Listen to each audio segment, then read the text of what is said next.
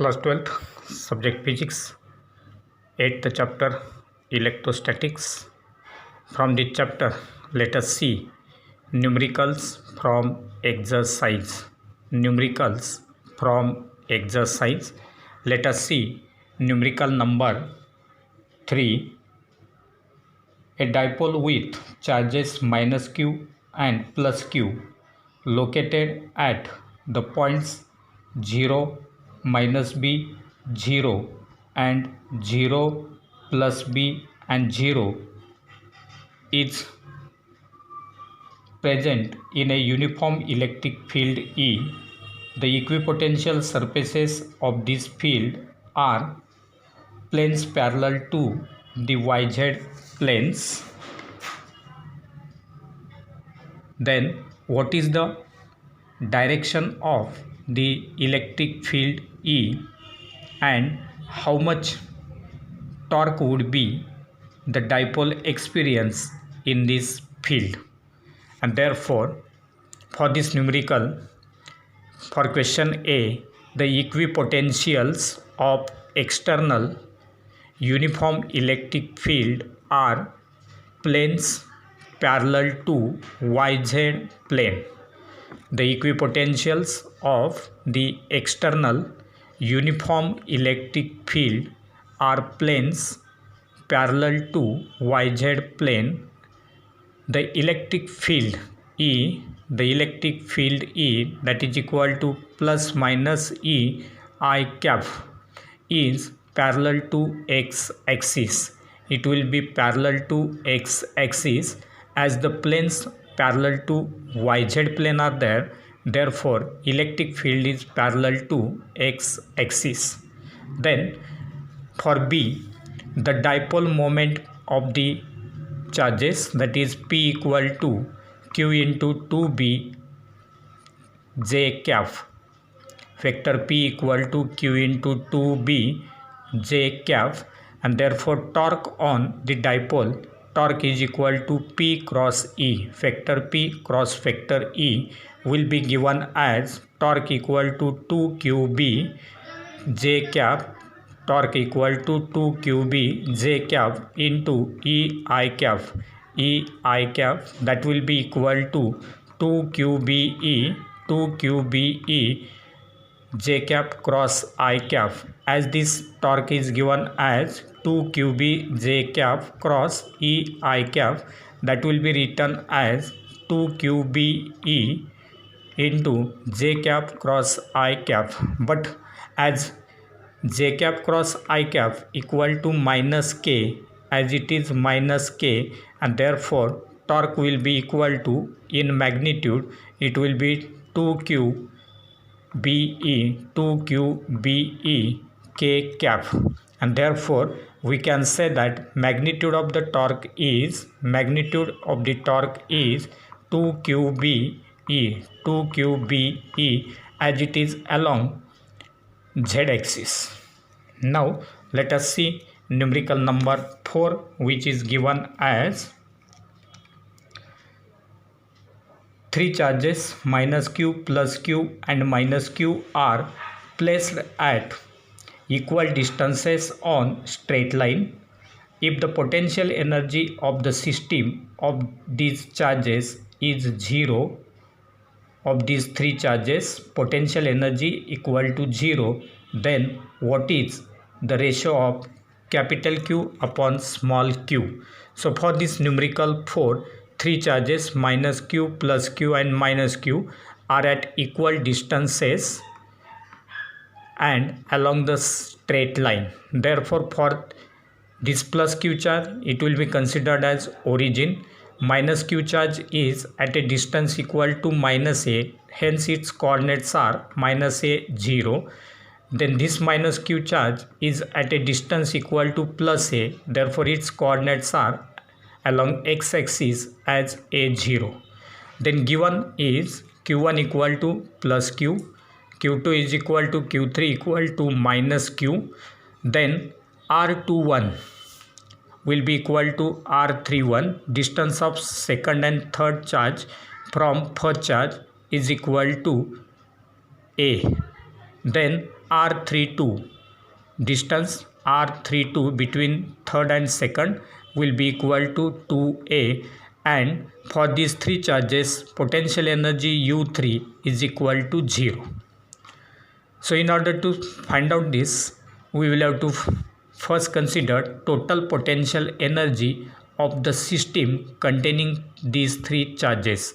So total potential energy of the system will be given as U3 equal to 1 upon 4 pi epsilon 0 Q1 Q2 upon R21 plus Q1 Q3 upon R31 plus Q2 Q3 upon R32, which will be written as 1 upon 4 pi epsilon 0 into, putting values of Q1, Q2, Q3, we will get minus Q into Q upon A plus Q into minus Q upon A plus minus Q into minus Q upon 2A. Solving this, we will get 1 upon 4 pi epsilon 0 into minus 2 QQ upon A plus Q square upon 2A. Solving this step, we will get minus 2 QQ upon A plus Q square upon 2A. And therefore, as U3 is equal to 0, as potential energy of the system is equal to 0, this term will not be equal to 0. Therefore, we can write minus 2 QQ upon A plus Q square upon 2A must be equal to 0, and therefore 2 QQ upon A must be equal to Q square upon 2A. Therefore, 2Q upon 1 must be equal to Q by 2. Cancelling Q on both sides, A on both sides, we will get 2Q upon 1 equal to Q by 2. That is, Q by Q will be equal to 1 by 4, which is the required ratio. Capital Q upon small q equal to 1 by 4. Then let us consider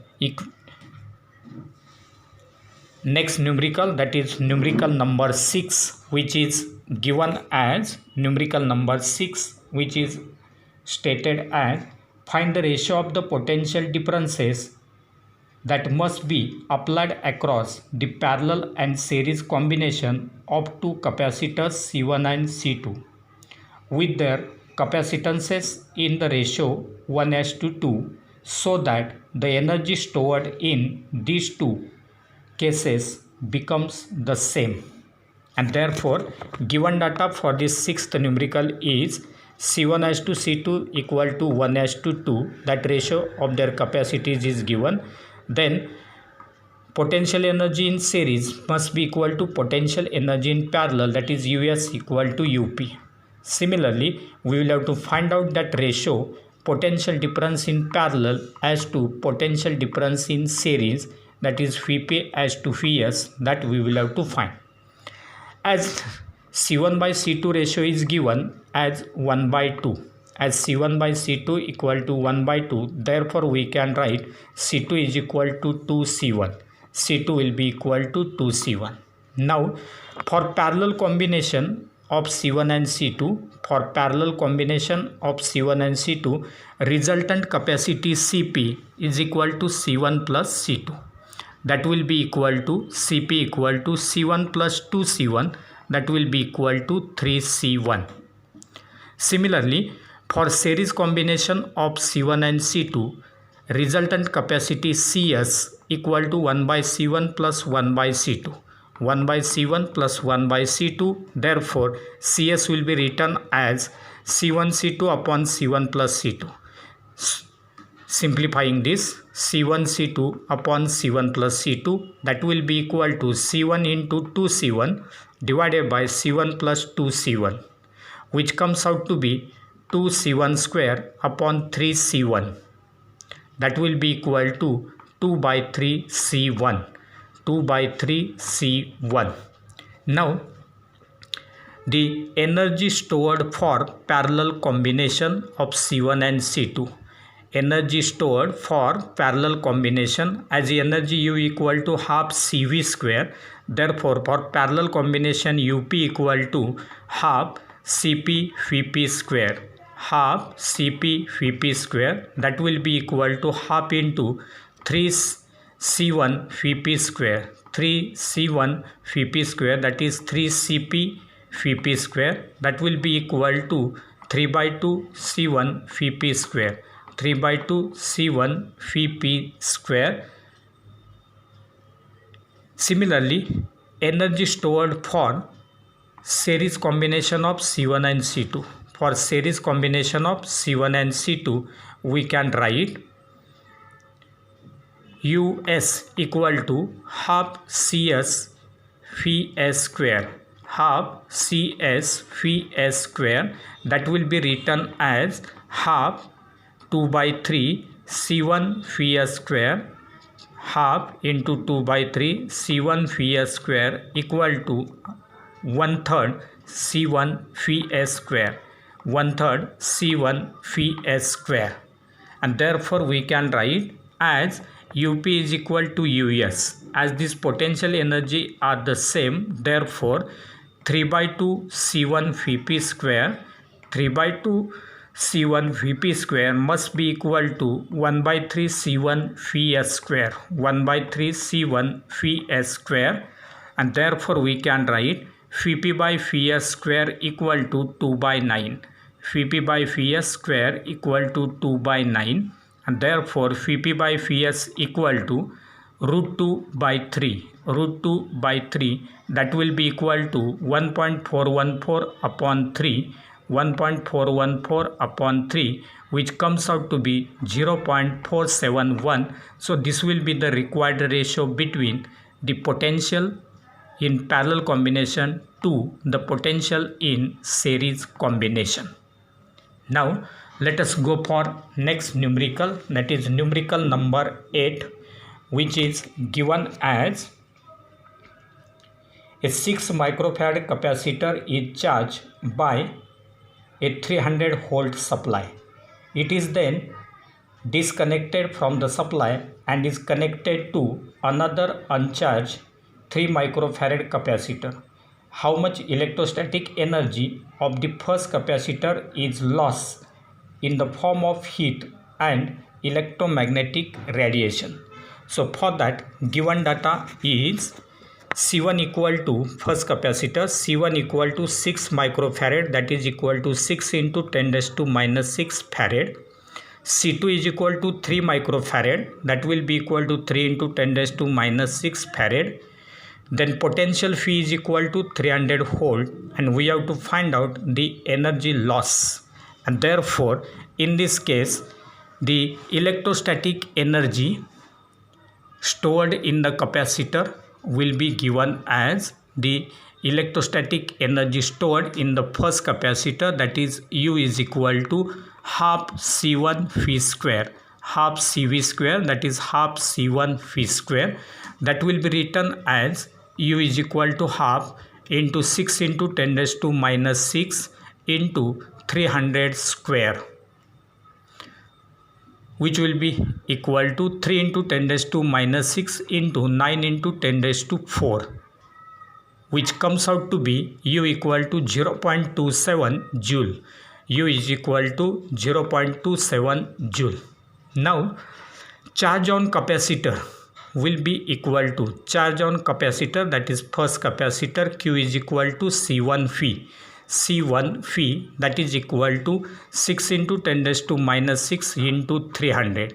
6 into 10 raised to minus 6 into 300. Therefore Q will be equal to 18 into 10 raised to minus 4, which will be written as 1.8 into 10 raised to minus 3, which is equal to 1.8 millicoulomb. 1.8 millicoulomb, that is 1.8 into 10 raised to minus 3 coulomb. And therefore, as C1 and C2 are connected in parallel, as C1 and C2, these two capacitors are connected in parallel, therefore for parallel combination we can write Cp equal to C1 plus C2. Cp equal to C1 plus C2, that is equal to 6 microcoulomb plus 3 microfarad. 6 microfarad plus 3 microfarad equal to 9 microfarad, equal to 9 into 10 raised to minus 6 farad. 9 into 10 raised to minus 6 farad, that will be the capacity in parallel combination. and therefore by conservation of charge we can write Q is equal to 1.8 millicoulomb or 1.8 into 10 raised to minus 3 coulomb. Therefore energy of the system U1 will be equal to Q square by 2Cp. As U is equal to Q square by 2C, therefore U1 will be equal to Q square upon 2Cp. Putting the values, we will get U1 equal to 1.8 into 10 raised to minus 3 square divided by 2 into 9 into 10 raised to minus 6, which comes out to be 18 into 10 raised to minus 8 upon 10 raised to minus 6, which will be equal to 18 into 10 raised to minus 2, which comes out to be 0.18 joule. And now the energy loss will be calculated by U minus U1. The energy loss by the capacitor equal to U minus U1, that is 0.27 minus 0.18, that comes out to be 0.09 joule, which is the required energy lost. And then we will go for next numerical, that is numerical number 9, which is stated as 125 small liquid drops, each carrying a charge of 0.5 microcoulomb and each of diameter 0.1 meter form a bigger drop. Calculate the potential at the surface of the bigger drop. So here number of small drops are given 125, and then it will be used to form a bigger drop, and therefore in this case the given data is n is equal to 125 total number of small drops. Charge on each drop Q is equal to 0.5 microcoulomb, that will be equal to 0.5 into 10 raised to minus 6 coulomb. Then diameter of the small drops is given. Each drop is having its diameter 0.1 meter. And we have to find out the potential phi on the surface of the bigger drop. And therefore, in order to find this, first of all find out radius of each small drop, that is small r. Radius of each small drop, small r, will be equal to d by 2, that is equal to 0.1 by 2, that comes out to be 0.05 meter. 0.05 meter. Now as 125 drops are used to form this larger drop, therefore we can say that volume of larger drop must be equal to volume of n small drops. So volume of larger drop is equal to volume of the n small drops, that is 125 drops, and therefore we can write 4 by 3 pi r cube must be equal to n into 4 by 3 pi r cube, where capital R will be the radius of larger drop, small r will be the radius of smaller drop, and therefore cancelling 4 by 3 pi on both sides, we will get r cube equal to n r cube, r cube equal to n r cube. Therefore capital R will be equal to cube root of n into r, cube root of n into r, but n is 125, therefore we will get r is equal to cube root of 125 into r. Cube root of 125 is 5, and therefore we will get capital R is equal to 5 into small r, which will be equal to 5 into 0.05, which is equal to 0.25 meter. 0.25 meter, that will be the radius of larger drop. Now charge on larger drop Q. Charge on larger drop Q will be equal to NQ. NQ, that is equal to 125 into 0.5 into 10 raised to minus 6 coulomb. 125 into 0.5 into 10 raised to minus 6 coulomb, and therefore electric potential on surface of larger drop, electric potential on surface of larger drop will be given by the formula phi is equal to 1 upon 4 pi epsilon 0 Q by R. phi is equal to 1 upon 4 pi epsilon 0 q by r, which will be equal to 1 upon 4 pi epsilon 0 is 9 into 10 raised to 9 into q is 125 into 0.5 into 10 raised to minus 6. 125 into 0.5 into 10 raised to minus 6 divided by r is 0.25. 0.25, and therefore phi will be equal to 9 into 125 into 2 into 10 raised to 3. It will be 2 into 10 raised to 3. It will be 2 into 10 raised to 3, and which comes out to be 2.25 into 10 raised to 6 whole. 2.25 into 10 raised to 6 whole. So phi is equal to 9 into 125 into 2 into 10 raised to 3, which comes out to be 2.25 into 10 raised to 6 whole, and this will be the potential present on the surface of larger drop.